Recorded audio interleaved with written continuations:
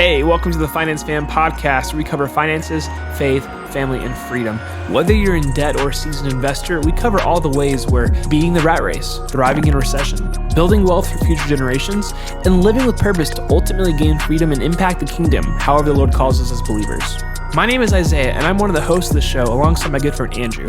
We're both millennials living typical millennial lives, plus we love Jesus, we love our families, and we love freedom. Everything we cover is for entertainment purposes and should not be considered financial advice. Enjoy the show. Thanks.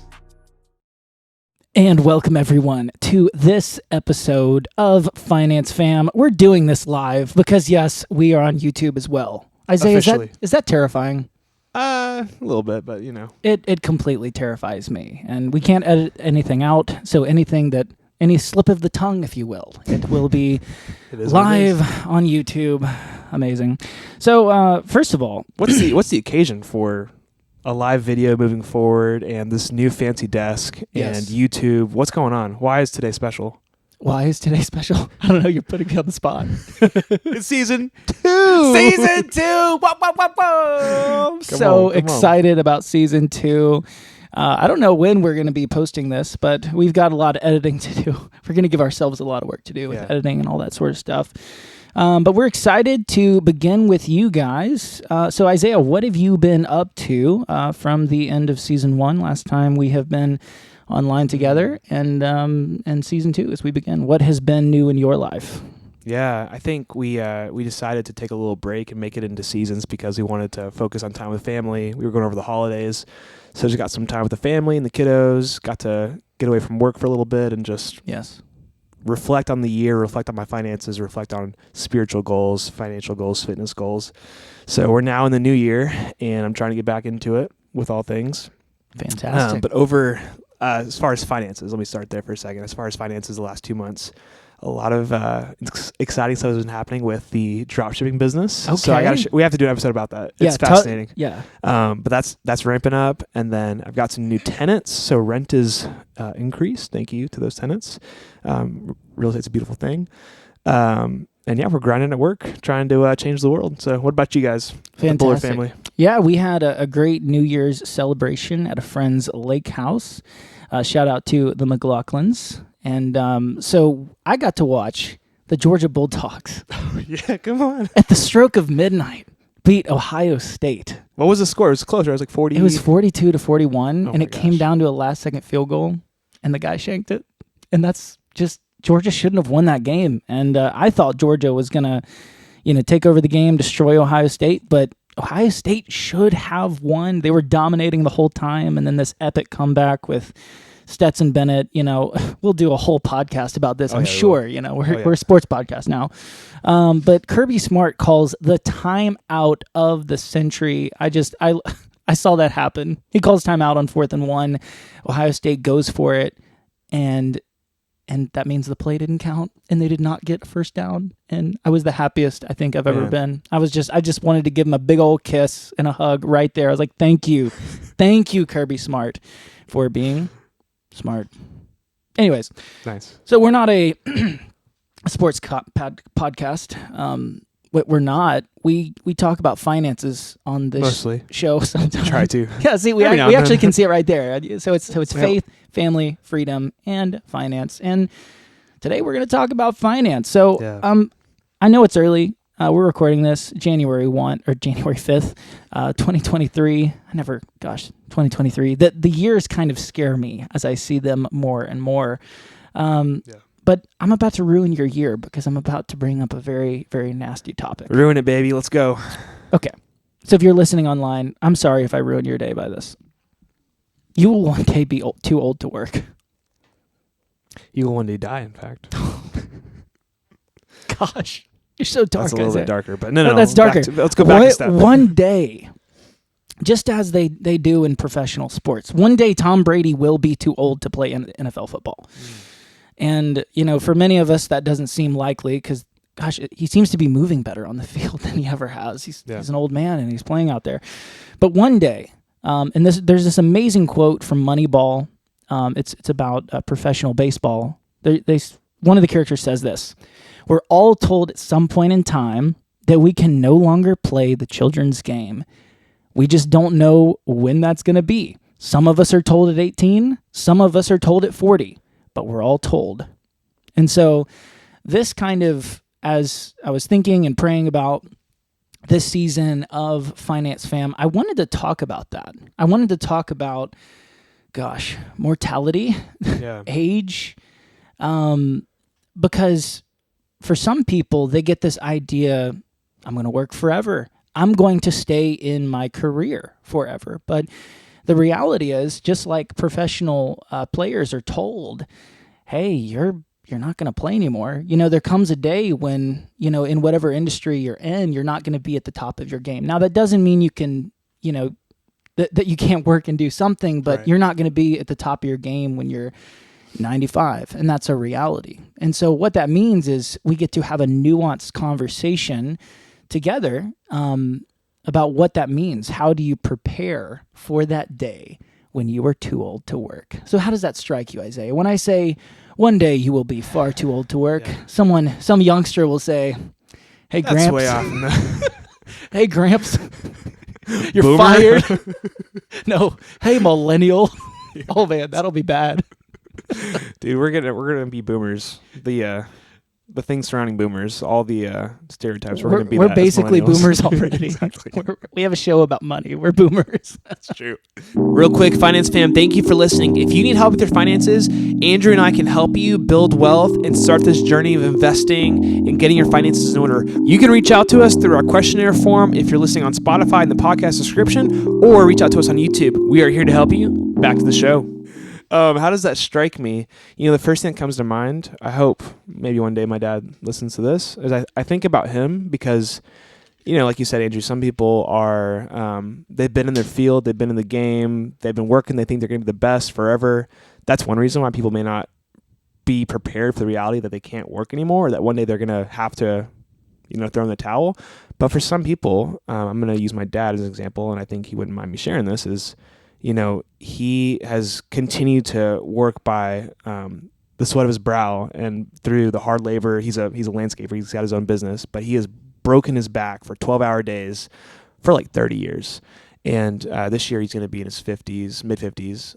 And he's like, man, I can't do this anymore. Like, he's literally too old. He should not be carrying these huge, tarps with leaves and doing all this intense labor and shoveling and digging. And that's kind of scary because he literally is reaching his limits, and he's getting older. He's losing strength, and he's becoming an old man. And that reality is just finally caught up with him, where like the mentality that I grew up with growing up was you just work hard, you just keep going and do whatever it takes.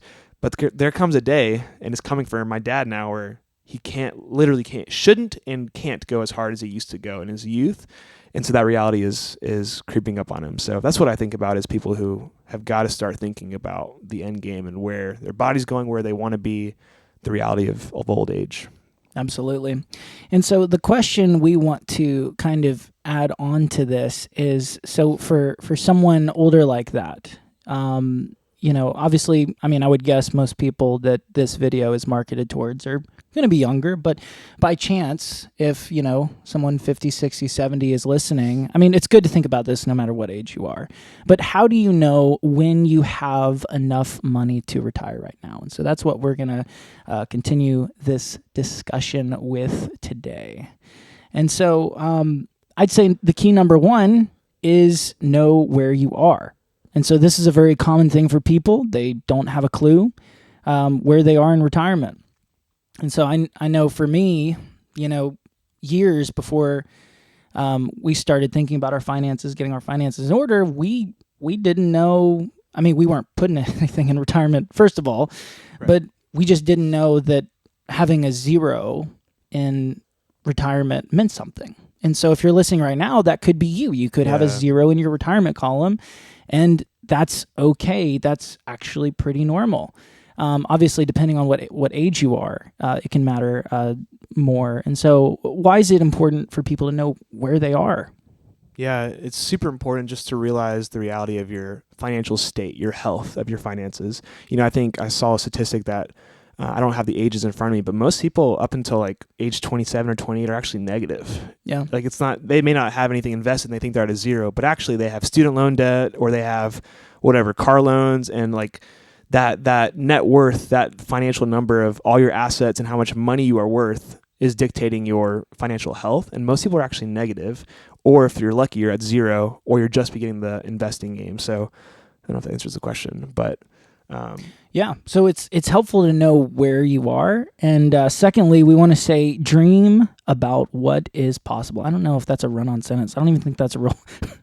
that's a weird phrase I put. So dream about what possible. One, we say know where you are. So if you're at zero, or if you are at 5 million, you're going to have a completely different conversation. Right. You'll know if you have 5 million right now, likely you are what we call financially independent. And a great editor, I'm sure, is going to put the words financial.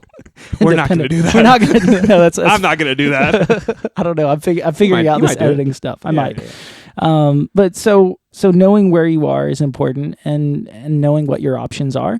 And so secondly, we say dream about what is possible. If you didn't have to work for money, what would you do? And I think this is a great conversation no matter where you are in your financial journey. If you didn't have to work for money, what would you do? And so this should inform our lives right now. But for those who are wondering if they have enough, it simply depends on what your dream is. Yeah. And so that's the question. What is your dream? So why is it, Isaiah, that a lot of people don't think about, I guess I should frame it this way. I know that I have a hard time picturing myself later in my life. Why do you think that is? Why is it hard to picture 50, 60, 7-year-old Isaiah? There's psychological reasons. They've done studies on why you can't really imagine the person you're going to be a year from now or 10 years from now, or much less 30, 40 years from now. So that's definitely not in our favor. But I just think we're so, as humans, we're so focused on the now. We're focused on, if you're living paycheck to paycheck, you're focused on the next bill. You're focused on making a little bit more money. You're focused on getting Taco Bell and Chipotle. Can I get an amen? Taco Bell. And it's just like, it's so far off in the future. You don't have time to think about it. It's not with you. So, yeah, but I love the idea of dreaming about what's possible. I'll probably link to an episode where we talk about, the options, like the dreams that people have, like I think we've shared what we dream about and what we want, as we're financially independent. And then I can also link to the episode about your financial freedom number and knowing where you are, because basically it comes down to your net worth, calculating assets and liabilities and investments and all that. So we might get there in a second, but I'll link to those. Absolutely. And so I wanted to, as we're dreaming about what's possible, I wanted to sort of segue into Barista Fire. Now, this is off the cuff here. We've not had discussions, but you mentioned back in season 1 how that thought of Barista Fire intrigues you. Why is that? Yeah. Would you mind just explaining Barista Fire versus, yes, I think Coast Fire is the other? Yeah, so Barista Fire is this idea. It's based on Starbucks, and that they provide healthcare for part-time workers and other benefits as well, that, sometimes can't be found in retirement, but you can find it, working part-time at, a place like Starbucks. And so Barista Fire is a type of fire that people choose to, if they don't have enough in retirement, they supplement their retirement with a part-time job. And so why does that intrigue you? Yeah, it's kind of like a part-time retirement. So I work just my 9 to 5, 40 plus hours a week. On top of that, I have other jobs. I'm working probably 50, 60 hours. And the idea of hitting 80% of my financial goal, or even 60, 75%, well, that enables me to bring down my work hours, like the actual time that I'm giving and trading for money, to go work and do whatever. Like I do worship leading. If I could just worship lead 2 days out of the week, but then be free the other 5 days, and I have that income, or if I'm doing a side business on Saturdays or whatever, that opens up this really important variable called time, right? Yeah. Like we all want time. Time equals freedom, not having to give it to other people. I love my boss, love my company, but at the end of the day, I want time with my family. We talked about dreaming about what's possible. Like I want to do music, and I want to do ministry, and I want to be with my family, and that's the ultimate goal. So Barista Fire would be a great way where it's like, well, to hit my actual financial number, I'm going to be, 65 and I'll need $3 million or whatever the number is. But if I could hit 1.5 million at 40 and work, 10 hours a week and still maintain that basically the income to cover my monthly expenses, well, then I'd probably do Barista Fire because I want 20 years of my life back to do whatever I want. So For you, it's like not barista, it's worship leader fire. it could be whatever. Yeah. Anything. Very cool. And so we've talked about the importance of knowing where you are in your retirement journey. We've talked about dreaming about what's impossible, what's possible. That's something that Chris Hogan says in his book, Retire Inspired. Love that book. Always going to recommend it. See your life in 2020. Like, look at age 50, 60, 70 you, whenever you want to retire, and picture it, write it down. What do you want your life in those golden years, as they say, to be defined by? Pray about it. We're a faith-based show here. This could be a great way to just envision yourself at 50, 60, 70 and pray about it, and pray about, what's valuable to you. What do you want more of? Where do you want your life to be? What kind of person do you want to be when you're 50 and 60? Hey, just taking a quick second. Thank you for listening and watching this show. If you're on YouTube, please like and subscribe, comment, tell us what you're getting out of this. If you are listening on Spotify, if you could take a second and just go to the top there, add a review, it would just mean the world to us. It helps us grow. If you want to share it with somebody on Instagram, tag them, send it to them. That's the way these things grow. We appreciate your support. Thank you for watching, listening, all that jazz. Back to the show, guys. Thank you again. And I would this is off the cuff, don't buy into, the American dream where it's like, I'm going to retire and be on the beach collecting seashells. And it's like, no. Let's be realistic. Like, you want to leave a legacy. Yes. Like, my wife wants to impact young women. I want to release music and I want to help with missions. Like, get specific about the legacy you want to leave behind. Finances are going to fuel that. So. Yeah, and Finance Fam, I love how we have this right there. I feel like we need to just refer to that: family, faith, freedom, finance. Amen. And so, ultimately that discussion for a believer is going to be, asking God, what does my life look like? Lord, what is your dream for me when I'm in my 50s and 60s? And, as Proverbs says, a good man leaves an inheritance to his children's children. And while we may not be able to work forever, that doesn't mean that our earning potential stops. And so, and people inherit more things than just money.